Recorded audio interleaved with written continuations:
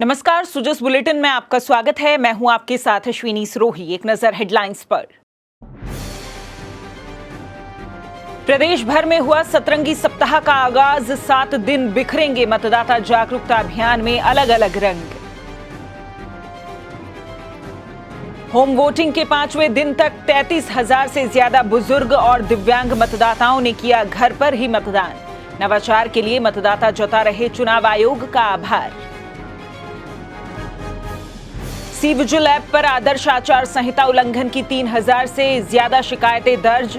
सही पाई गई कुल 1,400 से ज्यादा शिकायतों पर की गई कार्रवाई। लोकसभा चुनाव में प्रत्येक मतदाता की सक्रिय भागीदारी और 100% मतदान सुनिश्चित करने के लिए निर्वाचन विभाग द्वारा हर संभव प्रयास किए जा रहे हैं। इसी कड़ी में आज से प्रदेश भर में सतरंगी सप्ताह का आगाज हुआ, जिसके तहत सप्ताह भर प्रतिदिन विभिन्न मतदाता जागरूकता कार्यक्रमों का आयोजन किया जाएगा। सतरंगी सप्ताह का हर दिन मतदाताओं की अलग अलग कैटेगरी पर केंद्रित रहेगा।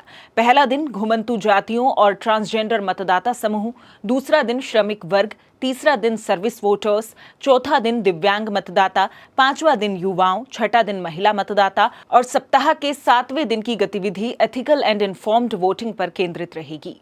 हर दिन अलग अलग गतिविधि और विशेष नारे के साथ मतदाताओं को मतदान के प्रति जागरूक किया जाएगा। लोकसभा चुनाव में 85 वर्ष से अधिक उम्र के वरिष्ठ मतदाता और 40% से अधिक दिव्यांगता वाले मतदाता भारत निर्वाचन आयोग की पहल पर पहली बार घर से ही उत्साहपूर्वक मतदान कर रहे हैं। मुख्य निर्वाचन अधिकारी श्री प्रवीण गुप्ता ने बताया कि प्रदेश में होम वोटिंग के 5वें दिन तक 24,818 बुजुर्ग और 8,391 दिव्यांग मतदाताओं ने घर से मतदान करने की सुविधा का लाभ लिया है। उन्होंने बताया कि प्रथम चरण के 12 लोकसभा क्षेत्रों के लिए पात्र 36,558 पात्र मतदाताओं के फॉर्म स्वीकृत किए गए। इनमें 27,443 वरिष्ठ नागरिक और 9,115 दिव्यांग शामिल हैं। विशेष मतदान दल ऐसे मतदाताओं के घर जाकर पूरी गोपनीयता के साथ डाक मतपत्र के माध्यम से उनका मतदान करवा रहे हैं। प्रथम चरण के लोकसभा क्षेत्रों में होम वोटिंग के लिए मतदान की प्रक्रिया 5 से 13 अप्रैल तक चलेगी।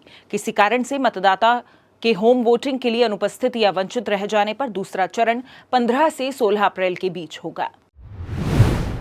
लोकसभा चुनाव के दौरान राजस्थान में आदर्श आचार संहिता के उल्लंघन के मामलों पर निगरानी के लिए सी विजिल ऐप पर लगातार शिकायतें मिल रही हैं।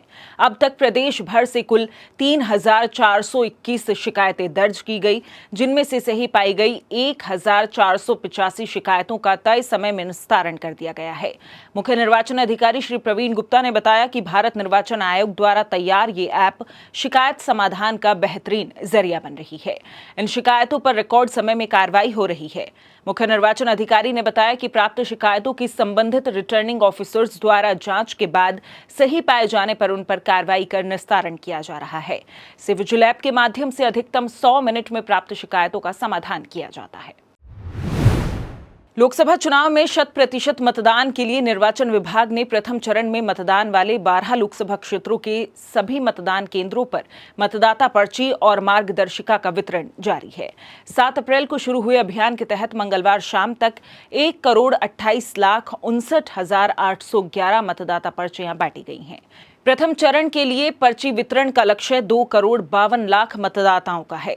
मुख्य निर्वाचन अधिकारी श्री प्रवीण गुप्ता ने बताया कि प्रदेश में आओ बूथ चले अभियान के तहत राजस्थान के 5,32,00,000 मतदाताओं में से प्रत्येक तक व्यक्तिगत रूप से पहुंचकर वोटर स्लिप और गाइड देकर मतदान के लिए मनुहार की जा रही है। इस अभियान में मतदाता उत्साह से भागीदारी निभा रहे हैं। पहली बार मतदान करने वाले मतदाताओं में वोटर स्लिप गाइड को लेकर खासा उत्साह है। अभियान के दौरान मतदान बूथ के साथ साथ मतदाताओं के घर घर जाकर भी मतदाता पर्चियों और मार्गदर्शिका का वितरण किया जा रहा है। तो याद रखिए, 19 और 26 अप्रैल को सुबह 7 बजे से शाम 6 बजे तक नजदीकी मतदान केंद्र पर मतदान करने अवश्य जाएं।